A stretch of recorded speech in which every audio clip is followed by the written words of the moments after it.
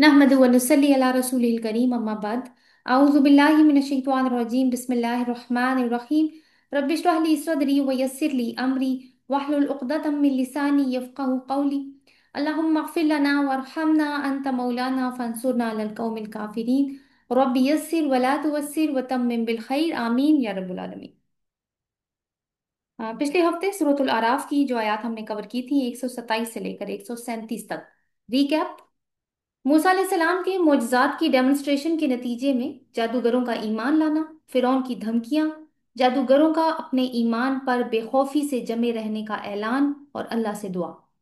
ये सीन खत्म हुआ और अब तागूती पार्लियामेंट में तागूत के सरबराह फिरौन और उसके मला का इजलास हुआ और जेर गौर मामला ये था कि मूसा और उनकी कौम जमीन पर फसाद फैला रही है, तो इसका क्या इलाज किया जाए। तो फैसला ये हुआ कि जेनोसाइड या नस्ल कुशी का सिलसिला दोबारा से शुरू कर दिया जाए, जो कि हिस्ट्री में एक दफा हो भी चुका। हमने दोनों पहलुओं से फसाद को डिस्कस किया कि तागूत की नजर में फसाद उनका सिस्टम चैलेंज करना है जिसको वो ताकत के जोर पे तोड़ते हैं, और अल्लाह तागूती निजाम को फसाद फिल अर्द कहता है और अपने रसूलों को उसे चैलेंज करके उखाड़ने और अल्लाह का निजाम में अदलो किस्त नाफिज करने के लिए भेजता है, जिसमें इंसान सिर्फ एक अल्लाह का गुलाम होता है और उस गुलामी में इसका किसी तरीके से इस्तेसाल नहीं होता। ये सिचुएशन बहरहाल, ये जो जेनोसाइडल सिचुएशन है, ये बहरहाल बनी इसराइल के लिए बहुत बड़ी आजमाइश थी। तो ऐसी सूरत हाल में एक तो इनको अल्लाह से मदद मांगने और सब्र की तलकीन की गई मूसा अलैहिस्सलाम की तरफ से, ताकि वो इस आजमाइश को बर्दाश्त कर सके, और दूसरी तरफ इनको ये उम्मीद भी दिलाई गई कि जमीन अल्लाह की है, वो इसका वारिस बनी इसराइल को भी बना सकता है, और आखिरत में तो खुशखबरी है ही मुत्तकीन के लिए। इस कॉन्टेक्स्ट में हमने अल्लाह का अपने रसूलों के गालिब आने की सुन्नत को भी डिस्कस किया था और सीरत तैयबा का भी एक रेफरेंस हमने देखा था। एक और अहम बात कि अल्लाह जब जमीन में फसाद बर्पा करने वाली कौम को हटाकर दूसरी कौम को लाता है, तो वो ये टेस्ट करता है कि खलीफा बनकर अब ये क्या रवैया अख्तियार करते हैं। और जिमनी तौर पर फिर हमने खलीफा की डिस्कशन भी कुछ कर ली थी। तागूत और तागूती निजाम के कैरेक्टरिस्टिक्स को हमने देखा। फिर अल्लाह की वो सुन्नत एक टेस्ट केस के तौर पर भी मूसा अलैहिस्सलाम की कौम पर अप्लाई हुई कि अल्लाह जब रसूल भेजता है तो कुछ छोटे अजाबों या आजमाइशों से कौम को टेस्ट करता है कि आजिज़ी का रवैया इख्तियार करते हैं या नहीं। अगर नहीं करते तो फिर वो नेमतें देकर आजमाता है कि देखें आप शुक्र करते हैं या नहीं।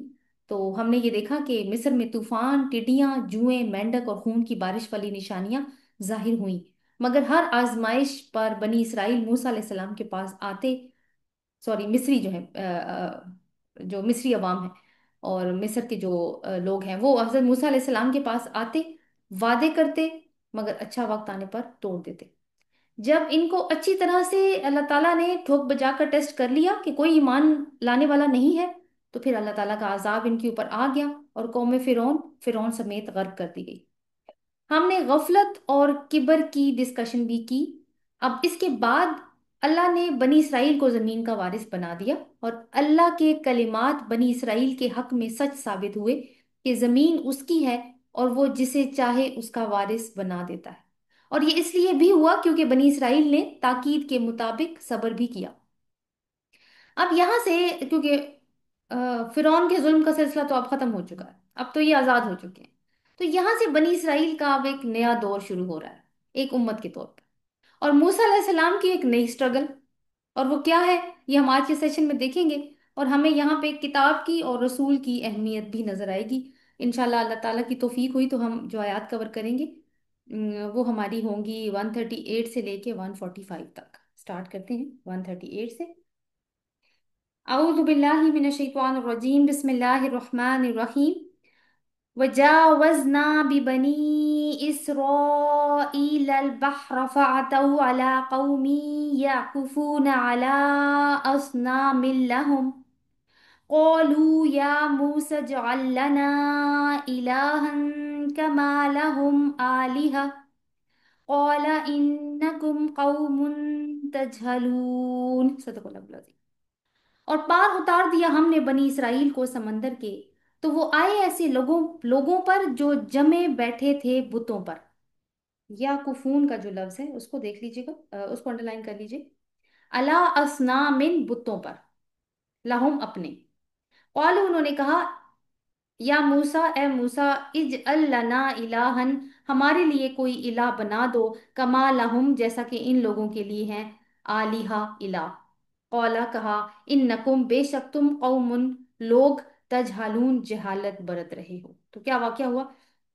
असल में क्या हुआ कि ये मरहला है कि बनी इसराइल ने जब मिस्र छोड़ा, और वो कहानी हमें पता है कि किस तरीके से जो असा का मोजा जाहिर हुआ और समंदर फटा, और सारे बनी इसराइल उसमें से बाहिफाजत गुजर गए, क्योंकि एक खुश्क रास्ता अल्लाह ताला ने वहां से निकाल दिया था।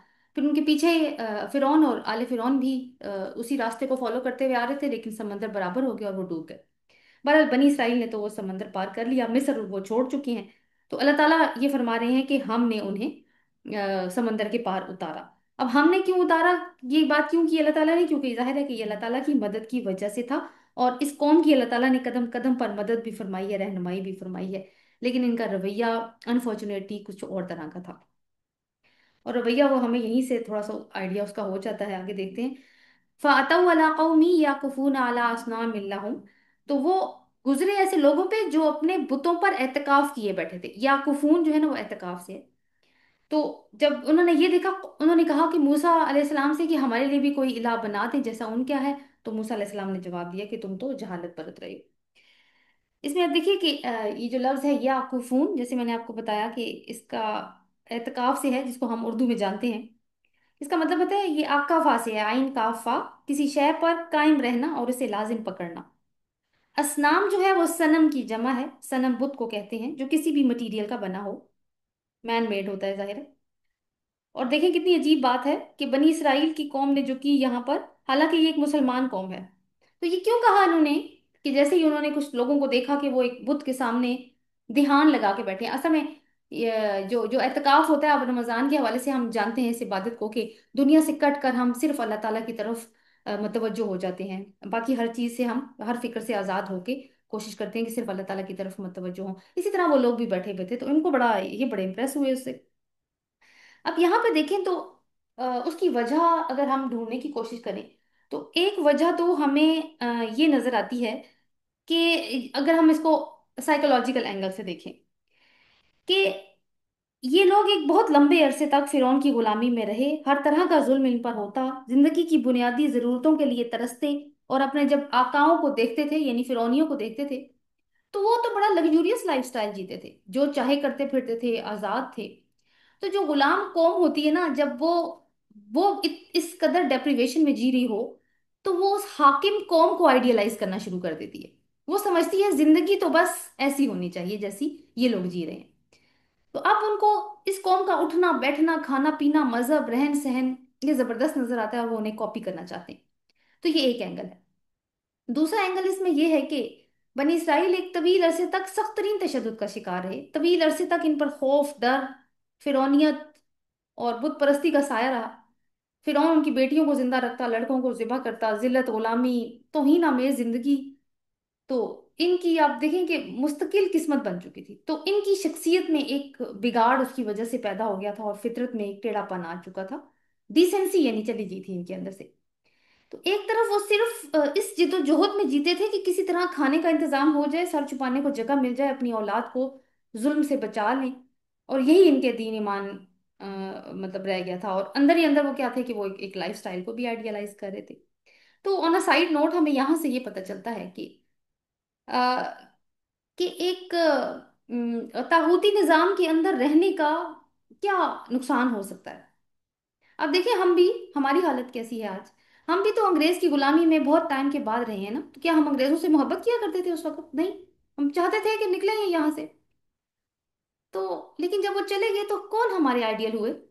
क्या है आज हमारी आइडियल लाइफस्टाइल? हमारी आइडियल जुबान क्या है, लिबास क्या है, हमारे रसूमात क्या हैं? तो ये वैसी ही बात है जो कि हमें नजर भी आती है अपनी जिंदगी में। तो ये तो एक नुकसान हुआ जो हमें नजर आया कि एक एक यानी डिक्टेटरशिप के दौर में रहने का। और एक आदिल और मुनसिफाना निजाम में जीने, जब इंसान जीता है तो फिर वो आला इक़्तिदार को अपनाता है, क्योंकि वो पर्सनल लेवल पर कोई ह्यूमिलिएशन फेस नहीं कर रहे होते। अब एक वाकया इस सिलसिले में मैं आपके सामने शेयर करना चाहूंगी कि हजरत उमर बिन खत्ताब के बारे में कहा जाता है कि वो इंसानी नफ्सियात से वाकिफ थे। تو انہوں نے اپنے دور خلافت میں اپنے حکام کو یہ وصیت کر رکھی تھی کہ تم لوگوں کے چہرے پر مار مار کر سزا مت دینا، اس طرح لوگ ذلیل ہو جاتے ہیں، اور اسلام کی پالیسی اللہ کے بندوں کو ذلیل کرنے کی نہیں ہے، کیونکہ وہ اللہ کے غلام اور معزز لوگ ہوتے ہیں۔ تو آپ دیکھیں کہ خلافت راشدہ میں بھی اس بات کا خیال رکھا گیا، ٹھیک ہے لوگ غلطیاں کرتے ہیں، سزائیں پھر دینی ہوتی ہیں، لیکن اس چیز کا دھیان رکھا گیا کہ وہ اللہ کے غلام ہے، وہ کسی انسان کے غلام نہیں ہے۔ تو اب موسیٰ علیہ السلام کو ایک نئے محاذ پر لڑنا ہے، جو کہ ذلت اور پستی اور غلامی کا احساس جو بنی اسرائیل کے ہر ایک سیل کے اندر بس چکا ہے۔ تو اب موسیٰ علیہ السلام کو اس سے برسر پیکار ہونا ہے۔ تو بنی اسرائیل کی کی تاریخ کا جو یہ باب ہے، ویسے تو ہم اس کو مدنی صورتوں میں پڑھ کر آئے ہیں، ہمارے سامنے سے یہ گزر چکا ہے، ہم نے کافی ڈیٹیل میں اس کو پڑھا ہے، اینی وے۔ تو قوم نے کیا کیا جی، ایک مجسم خدا کی فرمائش کر دی ہے، خواہش کر دی ہے۔ اور یہ بات آپ نے یاد رکھنی ہے کہ یہ قصہ یہاں پہ ختم نہیں ہوگا، اس کا سلسلہ ایک اور بہت بڑے واقعے سے آگے جا کے جڑے گا۔ اور آگے موسیٰ علیہ السلام کا اب جواب کیا ہے کہ تم جہالت برت رہے ہو، یعنی جہالت جو ہے نا، جہل، جہالت جہل سے ہے، اور جہل عقل کا اپوزٹ ہوتا ہے، کہ تم عقل کا استعمال نہیں کر رہے۔ ابھی ابھی تم نے ایک سمندر کو پھٹتے دیکھا ہے کہ کس طرح اللہ تعالیٰ نے تمہیں نجات دی اور فرعونیوں کو غرق آب کیا، اور اس سے پہلے بھی وہ حضرت موسیٰ علیہ السلام کو جو اللہ تعالیٰ نے نشانیاں دی تھیں، جو مصر میں وہ دکھا بھی چکے تھے، وہ بھی ان کے سامنے تھیں، اللہ کی غیبی مدد یہ خود دیکھ چکے تھے، لیکن کوئی ان کو احساس، آپ دیکھیں نظر نہیں آتا ہے ان کو احساس، کوئی مطلب اس طرح کا کوئی حیا نہیں ان کے اندر نظر آ رہی۔ تو اور دوسری طرف رسول جو ہے ہوتا ہے وہ توحید کے عقیدے کو لے کے بہت سخت غیرت مند ہوتا ہے، وہ شرک کو بالکل برداشت نہیں کرتا۔ اور یہ بھی بات معلوم ہوتی ہے کہ جو عقیدہ توحید کو نہ مانے وہ بھی جاہل ہوتا ہے، کیونکہ علم اور عقل اگر درست ڈائریکشن میں فیصلہ کرے تو وہ یہی ڈائریکشن ہوتی ہے کہ ہاں ایک خالق ہے جس کی نشانیاں ہمیں نظر آ رہی ہیں۔ میں ایک ان کی ذہنی غلامی کو لے کے نا بائبل میں سے ایک اقتباس آپ کے ساتھ شیئر کرتی ہوں۔ یہ اقتباس اس موقع کا ہے کہ مصر سے نکلنے کے بعد اب تقریباً 70 برس ہو چکے ہیں، اور موسیٰ علیہ السلام اور ہارون علیہ السلام تو اب موجود نہیں ہیں، انتقال ہو چکا ہے ان کا، لیکن ان کے خلیفہ اول موجود ہیں جو موسیٰ علیہ السلام کے بعد نبی بنے، حضرت یوشع ابن نون۔ تو وہ اپنی آخری تقریر میں بنی اسرائیل سے آپ دیکھیں کہ کیا بات کر رہے ہیں۔ کہتے ہیں کہ پس تم خداوند کا خوف رکھو اور نیک نیتی اور صداقت سے اس کی پرستش کرو، اور ان دیوتاؤں کو دور کر دو جن کی پرستش تمہارے باپ دادا بڑے دریا کے پار اور مصر میں کرتے تھے، اور خداوند کی پرستش کرو۔ اور اگر خداوند کی پرستش تم کو بری معلوم ہوتی ہو تو آج ہی تم اسے جس کی پرستش کرو گے چن لو۔ اب رہی میری اور میرے گھرانے کی بات تو ہم تو خداوند ہی کی پرستش کریں گے۔ تو اس سے اندازہ ہوتا ہے کہ ابھی اتنے سال گزرنے کے بعد بھی، جس میں 40 سال تو حضرت موسیٰ علیہ السلام کے ساتھ یہ رہے ہیں، 27 28 سال حضرت یوشع ابن نون کی تربیت اور رہنمائی میں زندگی گزاری ہے، لیکن وہ اثرات ان کی جو فرعونی دور کی غلامی کی جو اثرات تھے جو ان کے رگ رگ میں اتر گئے تھے، وہ ابھی تک ختم نہیں ہوئے، جس کا ثبوت جو ہے وہ یہاں پہ ہمیں فوراً ہی مل گیا ان کا۔ تو آگے دیکھتے ہیں 139 کو۔ ان هؤلاء متبر ما هم فيه وباطل ما كانوا يعملون، بے شک یہ سب برباد ہونے والا ہے جو وہ ہیں اس میں، اور باطل ہے جو کچھ ہیں وہ عمل کرتے۔ تو اب وہ موسیٰ علیہ السلام جو ہے وہ شرک کی حقیقت بتا رہے ہیں، ان کو سمجھا رہے ہیں کہ یہ لوگ جو بھی کر رہے ہیں یہ نہایت بری چیز ہے، اور یہ مطالبہ بھی سخت نامعقول ہے، کیا تم ایسے لوگوں کی پیروی کرو گے جو برباد ہونے والے ہیں؟ کیونکہ شرک کرنے والوں کی قسمت میں تو بربادی لکھی ہوتی ہے، اور کیا ثبوت ہے اس بات کا کہ ان کی قسمت میں بربادی لکھی ہوتی ہے؟ ہم تو آرام سے یہ بات کہہ سکتے ہیں، کیونکہ ہم نے ابھی انباء اور رسل کا ایک بہت لمبا سلسلہ پڑھا جہاں پہ ہمیں شرک، اقوام کا شرک پھر ان کا نظر آیا ہے انجام کیا ہوا۔ تو ان کو شرک کی خرافات کے بارے میں بگننگ میں ہی بتا دیا، اور پھر یہ کہ اللہ نے اس قوم کو چنا تھا، جیسے کہ آگے جا کے سورۃ البقرہ میں خیر ہم پڑھ کے بھی آئے ہیں کہ جب اللہ تعالیٰ نے کیا فرمایا تھا، انی فضلتکم علی العالمین، کہ میں نے تمہیں تمام جہان والوں پہ فضیلت دی ہے۔ تو ایسی قوم اگر شرک کو آئیڈیلائز کرے، جس نے تمام اقوام کا رہنما یا امام بننا ہے، لیڈ کرنا ہے ان کو، تو پھر یہ کس طرح کی رول ماڈلنگ کریں گے؟ 140۔ قال اغیر اللہ یبغیکم الہا وہو فضلکم علی العالمین، موسیٰ علیہ السلام کی بات جاری ہے، کہا کیا اللہ کے علاوہ میں تمہارے لیے کوئی الہ تلاش کروں، حالانکہ وہ اس نے تمہیں تمام جہان والوں پر فضیلت بخشی ہے۔ تو حضرت موسیٰ کا خطاب وہی اپنی قوم سے جاری ہے، برہمی کا اظہار کر رہے ہیں کہ جس اللہ نے تمہاری اتنی مدد کی اور جس نے تم پر ایک احسان عظیم کیا ہے کہ تمام جہانوں پر تمہیں فضیلت دی ہے، اس اللہ کو چھوڑ کر تم کوئی اور الہ چاہتے ہو؟ تو یعنی کچھ شرم اور احساس دلا رہے ہیں کہ یہ تو حد ہو جاتی ہے نا پھر احسان فراموشی کی۔ اور فضیلت جو اللہ تعالیٰ نے ان کو دی تھی وہ کس بنیاد پر دی تھی؟ رسالت، شریعت اور انبیاء کا ایک بہت بڑا سلسلہ جو ان میں جاری رہا، اور حکومت بھی اللہ تعالیٰ نے ان کو بہت زیادہ اسٹرانگ دی تھی، بہت وسیع ایریا تک وہ حکومت ان کی پھیلی ہوئی تھی۔ تو اگلی آیات پہ اب 141 سے 147 تک ہم یہ دیکھیں گے کہ اللہ تعالیٰ اس اہتمام کا ذکر فرما رہے ہیں جو اس نے بنی اسرائیل کے لیے کیا، لیکن بنی اسرائیل نے اس کی کس قدر بے قدری کی۔ اب ہم وہ دیکھیں گے 141 سے 147 تک۔ 141 دیکھتے ہیں، وَإِذْ أَنْجَيْنَاكُمْ مِنْ آلِ فِرْعَوْنَ يَسُومُونَكُمْ سُوءَ الْعَذَابِ يقتلون أبناءكم ويستحيون نساءكم وفي ذلكم بلاء من ربكم عظيم۔ اور جب نجات دی ہم نے تمہیں آل فرعون سے، وہ چکھاتے تھے تمہیں برا عذاب، وہ خوب قتل کرتے تھے تمہارے بیٹوں کو اور وہ زندہ چھوڑ دیتے تھے تمہاری عورتوں کو، اس میں تمہارے رب کی طرف سے بہت بڑی آزمائش تھی۔ اس آیت کو ویسے ہم سورۃ البقرہ کی آیت نمبر 49 میں ڈسکس کر چکے ہیں، بالکل ایسی ہی آیت تھی۔ تو اب یہ ریمائنڈر اللہ تعالیٰ حضرت موسیٰ علیہ السلام کے تھرو فرما رہے ہیں۔ البقرہ میں تو ڈائریکٹ خطاب تھا، تو جو سلوک ان کے ساتھ مصر میں ہو رہا تھا وہ ان کو یاد کروایا گیا ہے، یعنی ہسٹری ان کو اپنی یاد کروائی گئی ہے کہ جو نسل کشی ایک طرف تھی اور دوسری طرف ایک بغیرتی کی زندگی گزارنے پہ یہ لوگ مجبور تھے، اور جسمانی تشدد کے ساتھ ساتھ سائیکولوجیکل ٹارچر بھی چل رہا تھا۔ ذرا امیجن کریں اس سین کو، ان کے ساتھ کیا ہو رہا تھا کہ کوئی ہماری اولاد میں سے، نیو بورن بیبیز میں سے کسی کو پکڑ کر ہماری آنکھوں کے سامنے قتل کر دے، اور اگر ہم ریٹیلیٹ کریں تو خاندان کے کسی اور فرد کو سزا کے طور پر ٹارچر کریں، یا ہم مار دیں، یا قید کر دیں، یا خاندان کی کوئی خاتون اٹھا کر لے جائیں اور جو چاہے سلوک کریں، تو اس سے بڑھ کر ہیلپ لیسنس کیا ہو سکتی تھی؟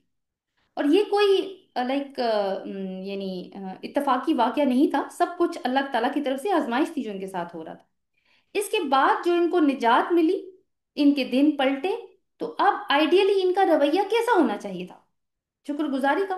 اب وہی والی اب دیکھیں جو اللہ کی سنت ہے نا، جو ہم نے پیچھے پڑھی کہ وہ پہلے وہ بالباسائی والضرائی اس طرح سے آزماتا ہے، اور پھر وہ آرام دے کے بھی، نعمتیں دے کر بھی آزماتا ہے۔ تو وہ باسا اور ضراء کا سلسلہ تو ختم ہو گیا، لیکن اب جو دوسرا سلسلہ آیا ہے اس میں بھی اب دیکھیں کہ ان کا رویہ اب کیا ہے۔ خیر آگے چلتے ہیں، اگلی آیت پڑھنے سے پہلے ایک چھوٹا سا بیک گراؤنڈ دیکھتے ہیں کہ اب بنی اسرائیل جو ہے وہ فرعون کے تسلط سے آزاد ایک قوم ہو چکی ہے۔ اب ان کو آپس میں زندگی گزارنی ہے اکٹھے، لیکن وہ کس قانون کے تحت زندگی گزاریں گے؟ کیونکہ مسلمان قوم کا نظریہ حیات باقی اقوام سے الگ ہوتا ہے، اور کیوں الگ ہوتا ہے؟ کیونکہ وہ اپنی رہنمائی ڈائریکٹ اللہ کی کتاب سے لیتے ہیں، اور ان کا لائف سٹائل اسی کے تابع ہوتا ہے آئیڈیلی۔ تو اب ان کو ایک قانون اور ضابطے کی ضرورت تھی، بحیثیت قوم اور بحیثیت پوری دنیا کے امام کے طور پر۔ اور قانون اور ضابطہ کیا ہوتا ہے؟ وہ شریعت ہوتی ہے اللہ تعالیٰ کی، اور اسی لیے ان کو اب کتاب کی ضرورت تھی، لہٰذا حضرت موسیٰ علیہ السلام کو اللہ تعالیٰ نے کوہ طور پر طلب فرمایا تاکہ ان کو شریعت عطا کی جا سکے اور قوم کی تربیت بھی ہو سکے۔ اس کو موازنہ کریں اگر ہم سیرت طیبہ کو دیکھیں، رسول اللہ صلی اللہ علیہ وسلم کو شریعت کب بتا ہوئی تھی؟ جب وہ ہجرت کر کے مدینہ چلے گئے تھے۔ قرآن تو ویسے پہلے بھی نازل ہو رہا تھا مکہ میں، لائک قرآن کو اگر 3 حصوں میں ڈیوائڈ کریں تو 2 حصے تو مکہ میں ہی نازل ہوئے، لیکن جو احکامات آئے ہیں کہ زندگی اجتماعی لیول پہ یا انفرادی لیول پہ کیسے گزارنی ہے، وہ کہاں پتہ چلا جا کے؟ وہ مکہ میں آئے ہیں احکامات۔ اور کیا ثبوت ہے اس بات کا؟ ہم سورۃ البقرہ سے لے کے سورۃ المائدہ تک وہ شرعی احکامات کس طرح سے شروع ہوئے اور کس طرح سے ان کی تکمیل ہوئی، خاندانی زندگی، انفرادی زندگی، خاندانی زندگی، اجتماعی زندگی کیسی ہونی چاہیے، وہ ہم پڑھ کے آئے ہیں۔ تو یہاں پہ بھی اب یہ ہے کہ ظاہر ہے ان کو مصر میں رہتے ہوئے تو شریعت پہ یہ عمل نہیں کر سکتے تھے، اور کوئی بھی قوم اگر ڈکٹیٹرشپ میں رہ رہی ہو یا طاغوتی نظام کے اندر رہ رہی ہو تو شریعت پہ عمل نہیں ہو سکتا۔ اس کے لیے ضروری ہے کہ پھر سب سے پہلے غلامی سے نجات حاصل کی جائے۔ سو اب اسی کا ذکر آگے آ رہا ہے 142 میں، وَبَعَدْنَا مُوسَى 30 لَيْلَةً وَأَتْمَمْنَاهَا بِعَشْرٍ فَتَمَّ مِيقَاتُ رَبِّهِ 40 لَيْلَةً۔ اور وعدہ لیا ہم نے موسیٰ سے 30 رات کا، اور پورا کیا ہم نے انہیں 7 10 کے، तो पूरा हुआ मुकर्रर वक्त इसके रब का 40 रात का। पहले हम यहीं तक ही देख लेते हैं कि यहाँ तक हमारे पास क्या इन्फॉर्मेशन आ रही है। सो अल्लाह ताला ने अब मूसा अलैहिस्सलाम को बुलाया है कोहे तूर के ऊपर। अब कोहे तूर पे जब बुलाया है तो पहले शुरू में ये बात थी कि 30 दिन के लिए बुलाया अल्लाह ताला ने कोहे तूर पर। और ये 30 दिन का यानी कोर्स था, जिसमें फिर अल्लाह ताला ने 10 दिन का इजाफा कर दिया। ये जरूरत भी हो सकती थी, अल्लाह ताला की हिकमत भी हो सकती थी, वही बेहतर जानता है। रवायात इसमें हमें काफी मिल जाती हैं बहरहाल। इस अरसे में वो तन्हाई में रहे, अल्लाह के करीब रहे, दुनिया से दूरी थी जाहिर है। इससे क्या हुआ, आपका तज़किया भी हुआ और अल्लाह ताला ने आपको आने वाले चैलेंजेस के लिए भी तैयार किया। हजूर सल्लल्लाहु अलैहि वसल्लम ने भी एक छोटा सा कनेक्शन या लिंक हम बना सकते हैं यहाँ पे, कि हजूर सल्लल्लाहु अलैहि वसल्लम ने बासत से पहले गोशा नशीनी इख्तियार फरमाई थी, वो गारे हिरा में तशरीफ लेकर जाते थे। और ये सिलसिला 3 साल तक जारी रहा। वहां पर आप गौर व फिक्र किया करते थे, और कुछ उलमा की आरा है कि आरा के मुताबिक आप बचे खुचे दीने इब्राहिमी के मुताबिक इबादत करते थे। ये सिर्फ रसूल अल्लाह सल्लल्लाहु अलैहि वसल्लम का तर्ज अमल नहीं था, जो हुनफा थे वहां के, ये उनका भी तर्ज अमल था। हुनफा कौन थे? जो दीन फितरत पे थे, वो जो बुत परस्त नहीं थे, जिनको बुत परस्ती फितरत के अगेंस्ट लगती थी, तो उनको हुनफा कहा जाता है। तो इस तरह के लोग भी वहां पे मौजूद थे। रसूल अल्लाह सल्लल्लाहु अलैहि वसल्लम आप खुद देखेंगे उन्होंने कभी बुत परस्ती नहीं की। तो उनके बारे में भी कहा जाता है कि, यानी अगर हम हिस्ट्री पढ़ें, कि वो लोग भी तन्हाई इख्तियार किया करते थे। अल्लाह आलम, अल्लाह बेहतर जानता है। तो वापस मूसा अलैहिस्सलाम की तरफ आते हैं कि जब वो कोहे तूर पर गए, तो अब क्या है कि बनी इसराइल को वो कैसे छोड़ सकते हैं, जबकि बनी इसराइल अभी अभी फिरौन के तसल्लुत से आज़ाद होकर उनके साथ निकले हैं। तो जाहिर है कि मूसा अलैहिस्सलाम अगर जाते हैं तो पीछे एक लीडरशिप का फुकदान पैदा हो जाता है। तो उसको लीडरशिप के फुकदान को हजरत मूसा अलैहिस्सलाम ने किस तरह से कवर किया, वो हम देखते हैं। वक़ाल मूसा लि अखीही हारून हारून अखलुफनी फी कौमी व अस्लिह वला तत्तबि सबील अल मुफ्सिदीन। और कहा मूसा अलैहिस्सलाम ने अपने भाई हारून से कि मेरी कौम में मेरी जानशीनी करो। उखलुफनी, ये लफ्ज भी खलीफा से ही है। वअस, और इस्लाह करना, और तुम फसाद करने वालों के रास्ते की पैरवी मत करना। तो क्या किया मूसा अलैहिस्सलाम ने कि अपने भाई को अपना जानशीन यानी खलीफा मुकर्रर किया। और खलीफा कौन होता है? जो लीडर की तरफ से नामजद हुए हुए इख्तियारात को इस्तेमाल करता है। कुछ हदूद उसके लिए मुकर्रर की जाती हैं इख्तियारात की, और वो इसी कोड ऑफ कॉन्डक्ट को फॉलो करता है जो लीडर इसको बताकर जाता है। अब इंसान को अल्लाह का खलीफा होने का एजाज जो हासिल है वो भी इसी बुनियाद पर है। तो हजरत हारून हजरत मूसा अलैहिस्सलाम के वैसे बड़े भाई हैं और अल्लाह की तरफ से नबी हैं। मूसा अलैहिस्सलाम कौन है? रसूल हैं। तो रसूल और नबी में फर्क होता है। एक दौर में एक से ज्यादा अंबिया भी हो सकते हैं किसी एक कौम में। और ये होता है कि रसूल के ऊपर शरीयत नाजिल होती है, नबियों के ऊपर शरीयत नाजिल नहीं होती। उन्होंने उसी शरीयत को आगे लेके चलना होता है, उसी पे इम्प्लीमेंटेशन करवानी होती है, लोगों को उसी की तरफ दावत देनी होती है जो रसूल पे आ चुकी होती है। तो हजरत मूसा अलैहिस्सलाम ने अल्लाह से दुआ करके उनको अपनी सपोर्ट के लिए मांगा था, और ये मूसा अलैहिस्सलाम के साथ बहुत लॉयल थे हजरत हारून अलैहिस्सलाम। एनीवे, तो लीडर जब अपनी जगह छोड़ता है तो अपने पीछे खलीफा मुकर्रर करता है जो उसकी गैर मौजूदगी में कौम का मुहाफिज हो। हजूर सल्लल्लाहु अलैहि वसल्लम जब जाते थे सफर करने के लिए, और क्योंकि मदीना में एक मुसलमानों की रियासत कायम हो चुकी थी ना, तो जब रसूल सल्लल्लाहु अलैहि वसल्लम अपनी जगह छोड़ते थे, मुख्तलिफ एक्सपीडिशंस पे जाना होता था, तो पीछे कोई ना कोई अपनी जगह पे मुकर्रर करके जाते थे। जिसमें एक वाकया छोटा सा मैं आपके साथ शेयर करूंगी कि हजूर सल्लल्लाहु अलैहि वसल्लम जब गजवा तबूक के लिए गए तो हजरत अली रजी अल्लाह अन्हु को अपने पीछे खलीफा बना के छोड़ा। तो आपको पता है कि गजवा तबूक में मुनाफिक नहीं गए हुए थे, वो पीछे ही रह गए थे मुख्तलिफ वजूहात की बिना पर, और उनके बहाने और कस्में, झूठी कस्मों की वजह से, क्योंकि वो जंग में जाने ही नहीं चाहते थे। तो उन्होंने हजरत अली रजी अल्लाह अन्हु को ताने दिए, तो हजरत अली से बर्दाश्त नहीं हुआ, घोड़े पे बैठे और निकल पड़े रसूल सल्लल्लाहु अलैहि वसल्लम के पीछे। तो जब मुलाकात हुई तो अभी वो तबूक के रास्ते में ही थे। तो रसूल सल्लल्लाहु अलैहि वसल्लम ने पूछा कि क्यों आए हो, तो हजरत अली ने वजह बताई। तो उनको फरमाया कि मेरी "ऐ अली, मेरी तुमसे वही निस्बत है जो मूसा की हारून से थी, फर्क इतना है कि मेरे बाद कोई नबी नहीं है।" तो रसूल सल्लल्लाहु अलैहि वसल्लम का, जैसे मैंने आपको बताया, कि ये तरीका रहा है। तो बनी इसराइल की निगरानी चूंकि जरूरी थी, क्योंकि अभी अभी हम इनकी एक झलक देख चुके हैं कि वो कितनी जल्दी बातों को भूलते हैं या कितनी जल्दी नाफरमानी पे उतर आते हैं। तो हजरत हारून अलैहिस्सलाम को क्या नसीहत की मूसा अलैहिस्सलाम ने? नंबर 1, इनकी इस्लाह करना। यानी कोई खास इशारा नहीं किया, बल्कि अमूमी तौर पर इनकी इस्लाह करो, कोई ऐसा रवैया देखो इनकी कोई खराबी या बिगाड़ देखो तो उनको गाइड करो, क्योंकि फिरौनियों के साथ रहते रहते काफी बिदात इन्होंने डेवलप कर ली है। और दूसरी बात कि जो मूसा अलैहि सलाम ने की वो ये थी कि मुफसिदीन के रास्ते की पैरवी ना करना, वो जो फसाद फैलाते हैं। आप देखिए फसाद को हम बार बार देख रहे हैं इस सूरह के अंदर। तो मुफसिदीन के रास्ते की पैरवी ना करना, इसका मतलब है मूसा अलैहि सलाम को मालूम था कि इनकी कौम में ऐसे लोग मौजूद हैं जो फितना उठाते हैं। जैसा कि कुछ लोगों ने बुतों की इबादत का कहा था, तो जाहिर है वो पूरी कौम तो नहीं थी ना जिसने कहा था। तो कुछ नमूने ऐसे होते हैं और जो जो इस तरह का माइंडसेट रखते हैं, फिर अपनी बात जब सामने रखते हैं और लीडर बनने की कोशिश करते हैं, तो आम आवाम भी, जो भोली आवाम होती है, वो उनकी बातों से मुतासिर हो जाती है। तो जैसे आगे हुआ भी, जो वाकया अभी हम पढ़ेंगे कुछ देर के बाद, जहाँ पे वो सामरी का वाकया आएगा। तो अभी तक अभी इतना ही रेफरेंस नोट कर ले। तो मूसा अलैहिस्सलाम ने अपने पीछे या फिर अपनी एब्सेंस का इंतजाम किया। यहाँ से हमें क्या लेसन मिलता है कि हर इंसान को बेस्ट पॉसिबल सबब इख्तियार करना है अपने लिए। फिर वो अल्लाह की मर्जी है कि उसका अंजाम क्या होता है, लेकिन इंसान का ये काम है। अब जैसे मूसा अलैहिस्सलाम गए हैं ना, पीछे जो भी हालात हुए हैं वो अलग बात है। वो उनके तवक्को के मुताबिक थे या नहीं थे, वो एक डिफरेंट स्टोरी है। लेकिन एक इंसान ने अपना इंतजाम करना होता है कोई सबब इख्तियार करके। दूसरी बात यह है कि लीडर जब अपनी जगह छोड़े तो फिर मुकम्मल इंस्ट्रक्शंस देकर आए उस खलीफा को, उस जानशीन को, जिसको वो अपनी जगह छोड़े। सिर्फ इतनी बात ना करे कि तुम मेरी जगह पे मेरी ड्यूटीज अंजाम दोगे, बल्कि उसको लाइक लाइक डिटेल में बताए कि तुमने मेरी क्या एक्सपेक्टेशंस हैं तुमसे, ताकि वो उनको माइंड में रखे। 143 देखिए, अब हुआ क्या। वलम्मा जा मूसा लिमीकातिना वकल्लमहु रब्बु क़ाल रब्बी अरिनी उन अंजुर इलैक। और जब आया मूसा हमारे मुकर्रर वक्त पर और कलाम किया इसने इसके रब से, तो कहा कि ए मेरे रब, मुझे दिखा कि मैं देखूं तेरी तरफ। यानी एक बड़े खूबसूरत और एक, बल्कि कहा जाए कि यूनिक सा मंजर हमारी आंखों के सामने है कि रब्बे जुल जलाल अपने एक बंदे से मुलाकात फरमा रहे हैं। मिकात का जो मतलब है वो मुकर्ररा वक्त और मुकर्रर जगह दोनों ही है।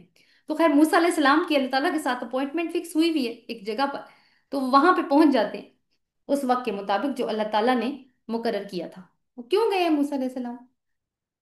वो पीछे अल्लाह ताला ने बताया, हमने बात पढ़ी ना अभी, कि 30 रातों के लिए बुलाया और फिर 10 रातों का इजाफा कर दिया, क्योंकि उनको अल्लाह ताला ने कोहे तूर पर बुलाया था शरीयत अता करने के लिए। एनीवे, तो मूसा अलैहि सलाम पहुंच गए जो अल्लाह ताला ने उस वक्त और मकाम पे जो अल्लाह ने मुकर्रर किया था, ताकि अल्लाह ताला उनसे कलाम फरमाए। अब यहाँ एक बंदा अपने रब से बरह रास्त हिदायत लेता है। अल्लाह के साथ हम कलामी, अ, हम कलाम होने की ये कैफियत क्या है, अब हकीकत में तो हम नहीं जान सकते, लेकिन जितना भी हमें यहाँ से अंदाजा होता है, बहरहाल हम कलामी हुई जरूर है, क्योंकि अल्लाह ताला कहते हैं कि वकल्लमल्लाहु मूसा तकलीमा, कि मूसा से अल्लाह ताला ने ऐसे बात की जैसे कि बात की जाती है, यानी जैसे कि हम कलाम हुआ जाता है। तो अब मूसा अलैहि सलाम पहली दफा तो नहीं आ रहे अपने रब से मुलाकात करने के लिए, वो उससे पहले भी जाते रहे।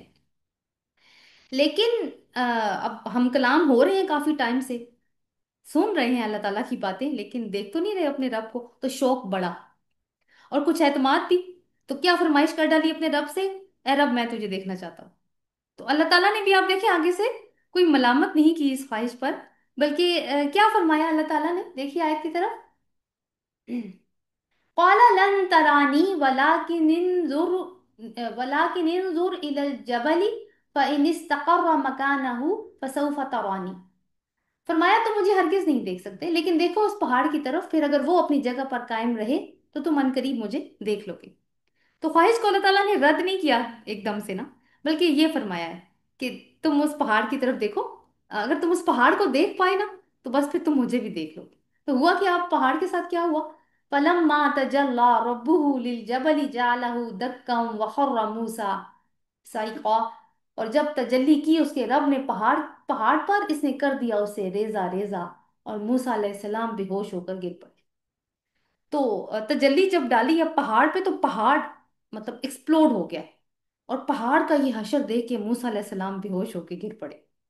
फलम्मा अफाका काला काला सुब्हानका तुब्तु इलैका वाना अव्वलुल मोमिनीन। जब होश आया तो इसने कहा कि तू पाक है, मैं तेरी तरफ तौबा करता हूँ और मैं सबसे पहले ईमान लाने वालों में से हूँ।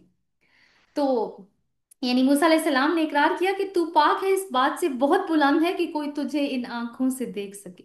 اور پھر توبہ کی ہے کہ انہوں نے ایسی خواہش کا اظہار کیا اور کہا کہ میں سب سے پہلے فرما برداری میں آتا ہوں یا اللہ آپ کی، مجھے آپ کو دیکھنے کی کوئی ضرورت نہیں ہے۔ تو ایک رسول آپ دیکھیں کہ اللہ کا جلوہ جو کہ کچھ ذرے جتنا ہی ہوگا ہینڈل نہیں کر سکے، تو ایک عام انسان کیسے ہینڈل کر سکتا ہے؟ اور دیکھیں پہاڑ کا کیا حشر ہوا، ذرا ذرا ہو گیا مٹی بن گیا۔ وہ پہاڑ کیسے اللہ تعالیٰ نے پہاڑوں کو مضبوط، قرآن میں جو ہمیں پہاڑوں کی شکل نظر آتی ہے وہ مضبوطی کے لیے نظر آتی ہے، جو زمین میں کیلوں کی طرح گاڑے گئے ہیں تاکہ وہ مضبوطی قائم کریں۔ تو اس کا یہ حشر ہوا ہے اس اللہ کی مخلوق کا۔ آیت نمبر 144۔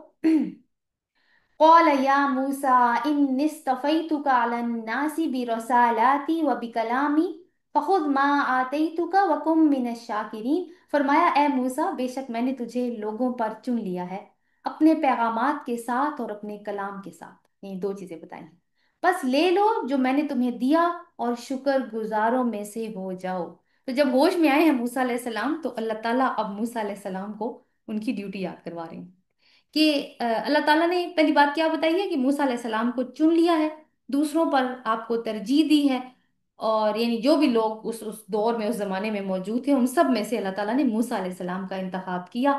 کن کاموں کے لیے؟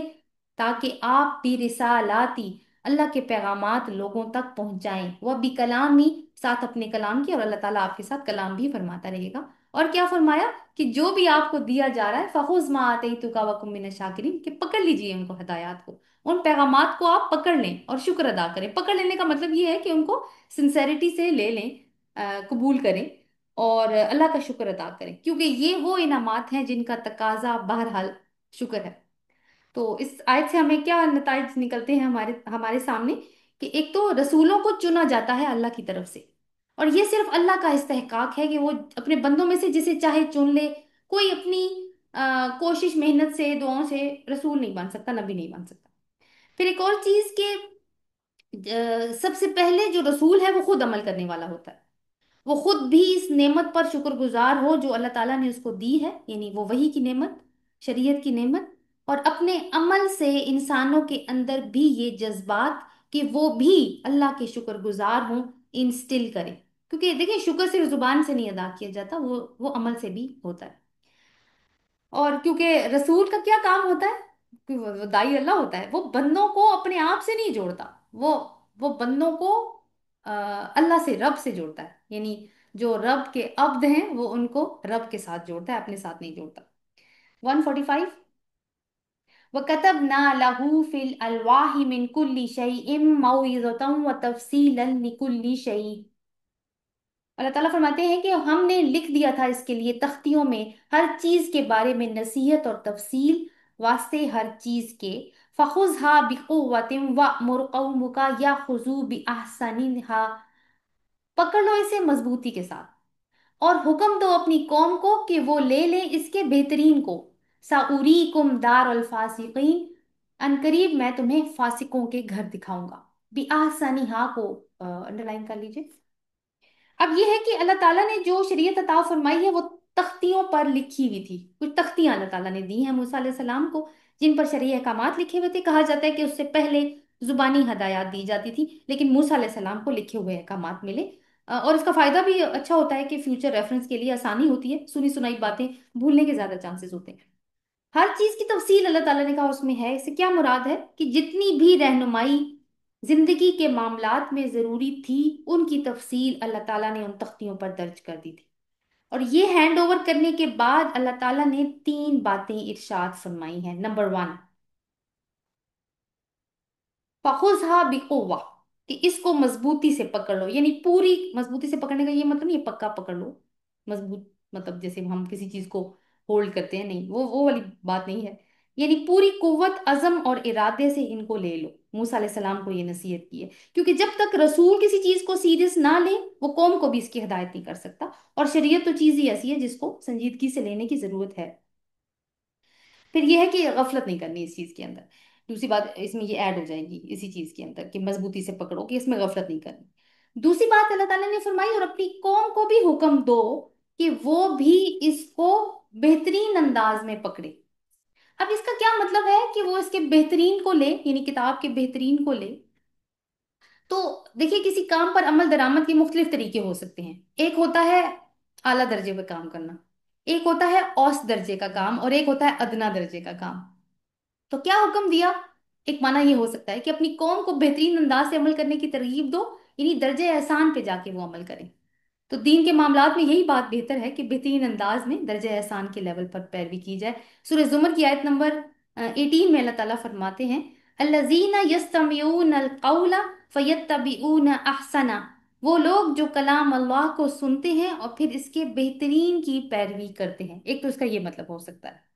एक और भी मतलब इसका, एक राय और भी पाई जाती है, और वो ये है कि अहकामात इलाही का वो साफ और सीधा मफहूम ले जो कि अक्ल में समा रहा होता है हर शख्स की।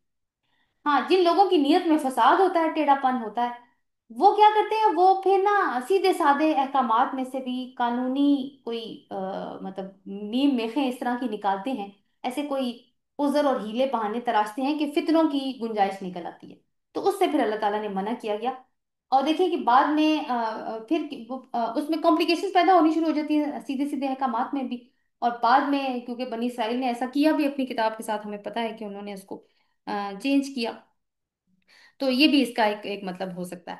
आखिर में जो तीसरी बात अल्लाह ताला ने फरमाई है वो ये है कि मैं अनकरीब तुम्हें फासिकों के घर दिखाऊंगा। फासिकों के घर दिखाने का क्या मतलब हो सकता है? नंबर वन, इसका ये मतलब हो सकता है कि फलस्तीन का वो इलाका जिस पर हमला आवर होने का हुक्म हजरत मूसा अलैहिस्सलाम को मिलने वाला था, ये लोग अब कहाँ पे मौजूद हैं? बनी इसराइल मिस्र तो छोड़ आए हैं ना। अब ये दरिया पार करके जब उतरे हैं तो एक सहरा में उतरे हैं, उसका नाम सहराई ती है। मगर ठिकाने की जरूरत थी इनको, और वो ठिकाना इनका आबाई वतन फलस्तीन था। याकूब अलैहिस्सलाम वहीं से बिलोंग करते थे, और याकूब अलैहिस्सलाम का ही टाइटल इसराइल है। और अलमायदा में हमने पढ़ा था आयत नंबर 22 में, आप बेशक इसको पीछे से देख लीजिएगा, हम पढ़ के तो आ चुके हैं वैसे, कि इनको कहा गया था कि आपने उस कौम के साथ जो, अब जाहिर है इनकी एब्सेंस में वहां पे जगह खाली तो नहीं थी ना, तो एक मुश्रिक कौम वहां पे आबाद हो चुकी थी। तो हुक्म ये था कि ये बस्ती तुम्हारे लिए लिख दी है अल्लाह ताला ने, बस तुमने जंग करके इसको हासिल करना है। तो क्योंकि वो वहां अब दारुल फासिकीन का फिर क्या क्या जिक्र हुआ, वो वही लोग दारुल यानी दार तो घर को कहते हैं नहीं, फासिक लोग उस घर में आबाद हो चुके हैं जहाँ पे वो जो तुम्हारा ओरिजिनल लैंड थी वहां पे, यानी बनी इसराइल को उनसे अपना इलाका लेना था। तो किताब जो है ना वो तुम्हें इस मुहिम के लिए तैयार करेगी कि तुम जो है वो इस लाइक चैलेंज को कबूल कर लो।